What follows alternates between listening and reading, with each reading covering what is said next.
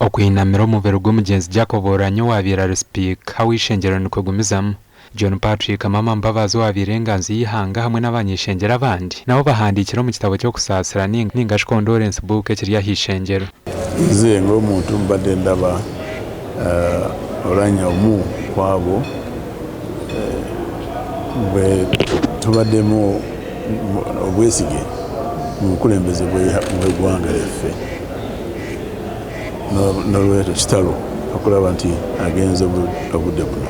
Ntumusiima munonga n'obwalaba atakiri naitwe byona ebyakozire kandi ntumanya ngu pulaani za Ruhanga nizo zigenzera omu maisho akaturugaho.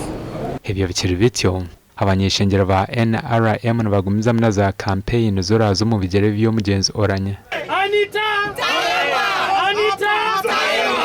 Nyuma abazo seki ehuriro kushaba kwitu ikintu yakirabyamu ikigenderwa kitu kikaba kiri ngo nabwo karaize kuraba munito tugira umuntu wa emotoka erugumanaje wai eri kwijo witu nka deputy speaker nyambwe na hati nkoko kurndeba njwire nagenda njwire ready for combat kureba ngo Tayebwa na wetu amuta umukitebe cha deputy speaker.